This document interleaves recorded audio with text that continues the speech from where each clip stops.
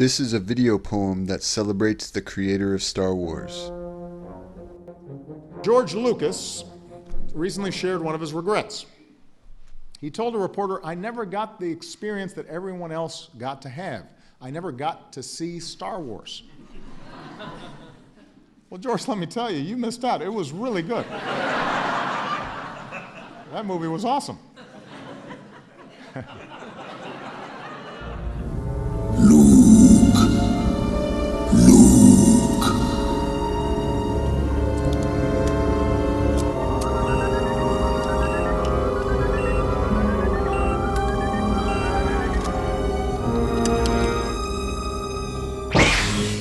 As one wise Jedi master might put it, changed nearly everything George Lucas has. George was at the vanguard of the new Hollywood, blending genres and combining timeless themes with cutting-edge technology. Without him, movies would not look as good or sound as good as they do today. Spaceships might still fly around the screen with little strings attached to them. The effects were only part, though, of what makes George special. He created a mythology so compelling that in a 2001 census, the fourth largest religion in the United Kingdom was Jedi.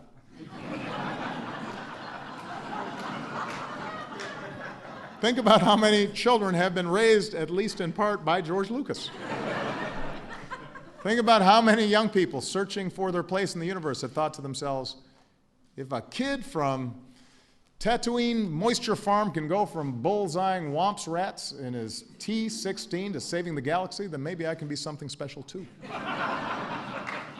How many engineers got their start arguing about the structural flaws in the Death Star? How many philosophers got their start arguing about whether Hans shot first? How many bookish teenagers have taken solace in the fact that the most charismatic guy on the planet is an archaeologist named Indiana Jones?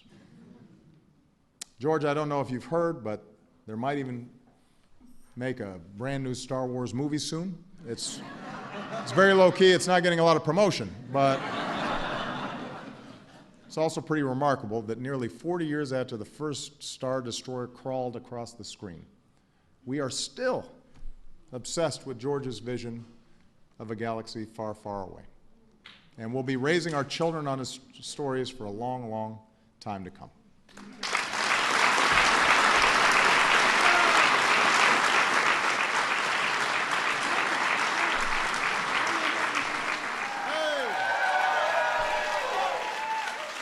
Thank you so much.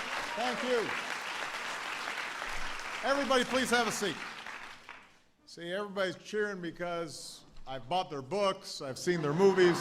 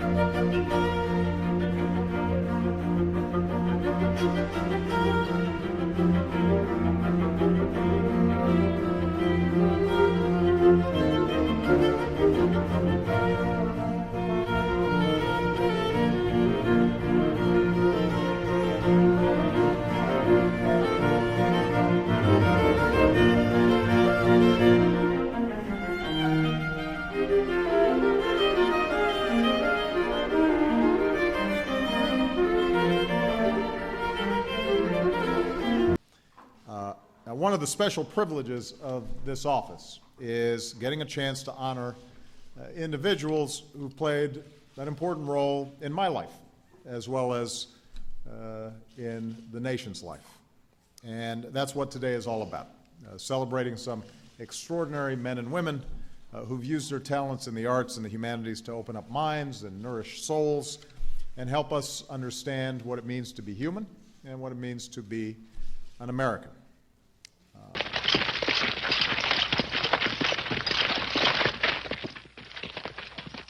I told you to make for the border.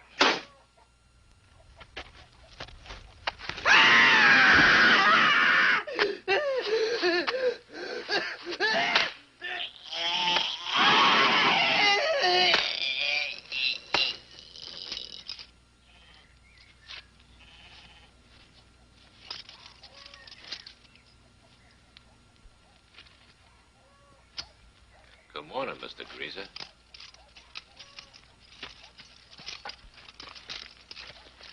What's your business here, lady?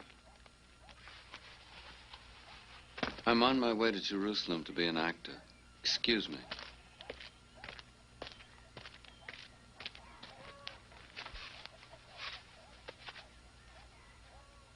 If you feel, you heal.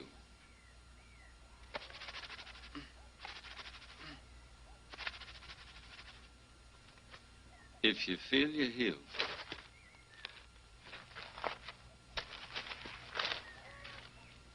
Dad, I was swimming in a rainbow with millions of babies, and I was naked. And then all of a sudden, I turned into a perfect smile. Put a roof on the son of a bitch! What's going down here? Do not make us doubt and speculate. Say to us why you are here. What is the message to these people?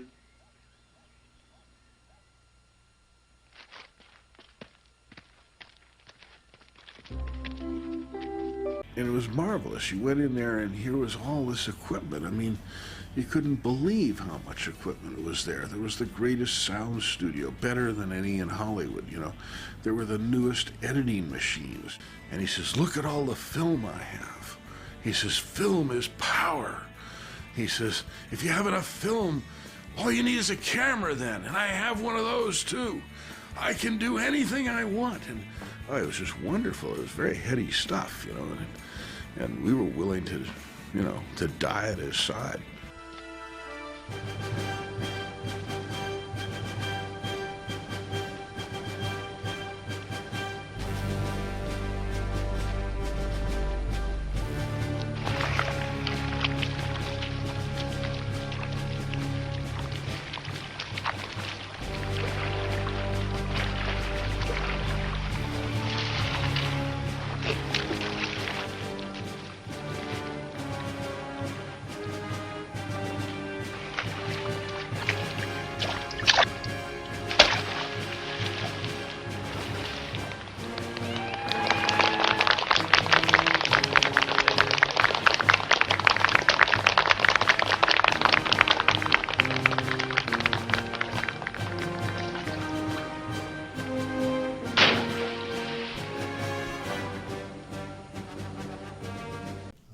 Sometimes the observations or the incredible art or scholarship that's been done by these honorees are overlooked,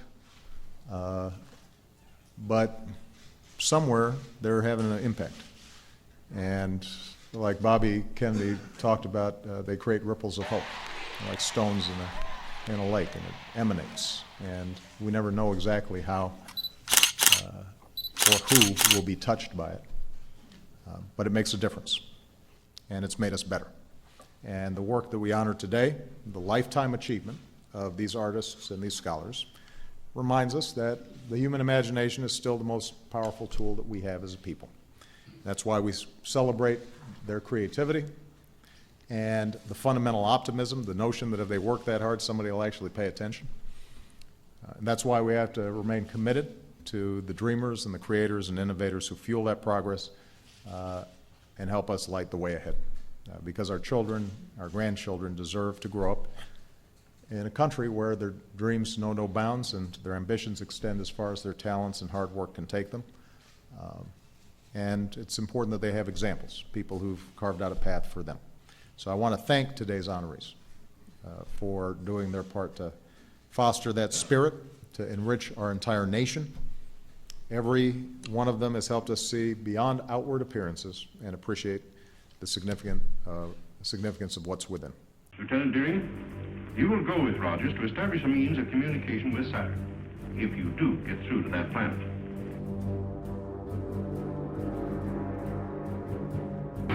Look, another one of their spaceships.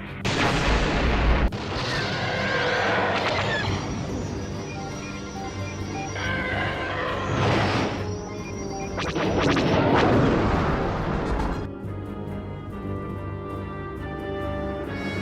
don't think we'll run into any more trouble. Why don't you take a nap, Wilma? I'll take the controls. Thanks very much.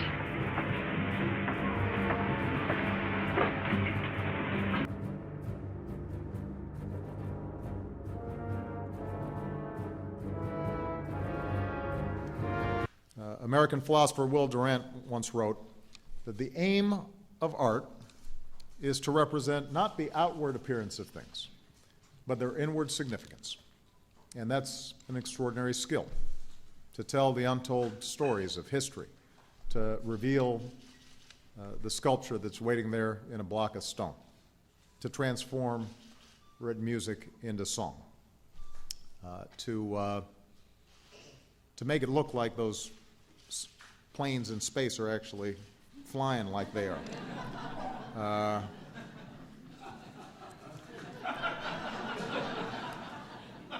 I'm just saying, I remember when I first saw Star Wars, there's a whole generation that thinks special effects always look like they do today.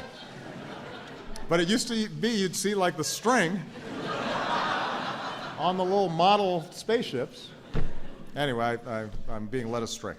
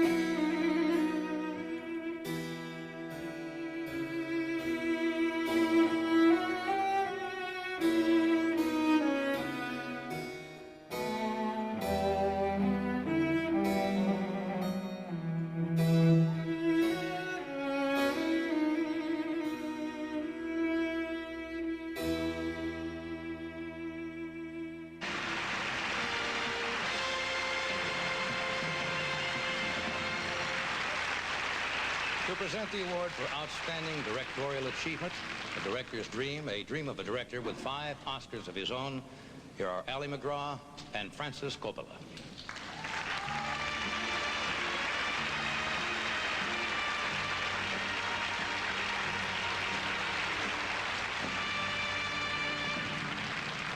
In America, he's called the director, but in other countries he has a different name. The French call him réalisateur. Italians call him regista. It translates the realizer, the one who realizes the dream. Actually, whatever you call it, the job is to make dreams come true so that audiences can see them and hear them and be part of them. You know, I'd like to say that I think that we're on the eve of something that's going to make the Industrial Revolution look like a small-town tryout out of town. And I'm talking about the communications revolution. I think it's coming very quickly, and that the movies of the 80s are going to be amazing beyond what any of you can dream, just a couple of years away from now. And I see a communications revolution that is about movies and art and music and digital electronics and computers and satellites and above all human talent. And it's going to make things that the masters of the cinema, from whom we've inherited this business, wouldn't believe the things that are going to be possible. And in the spirit of this wonderful new cinema of the future, we're very, very honored to announce the nominees for the Best Director of 1979. The 2 men who founded American Zoetrope shared a common vision, but the differences between Francis Coppola and George Lucas revealed themselves as the fledgling company took shape. I'm very cautious. I don't borrow money. I'm very protective of the things that I build. I build a pyramid from the wide part to the narrow part. Francis builds it from the narrow part to the wide part. And that's the difference between the 2 of us. When we're together, it's great because you've got 2 pyramids sitting next to each other and it makes a big square. And for that, we are incredibly grateful. So it is now my privilege to present these medals to each of them as one of our military aides reads their citations. Lee. George Lucas.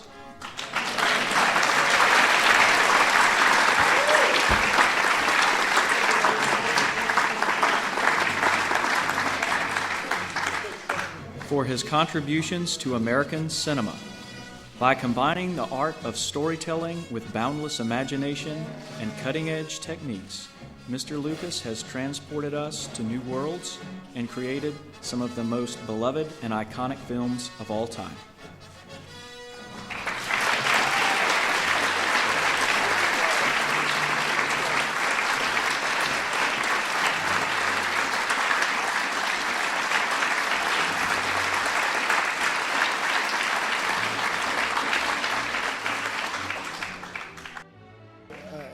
I could not imagine a more deserving group of honorees. We are thrilled to have them here. Fear not, the party is not over. My understanding is the food here at the White House is not bad. And we may get some nice tunes from our Marine band. They can play anything, so feel free to make requests. But to all the honorees, thank you again for enriching our lives in so many different ways. We're going to have an opportunity to see you and your families and take some pictures with the honorees. In the meantime, enjoy the reception, and thank you all. Hope you've enjoyed it. Thank you.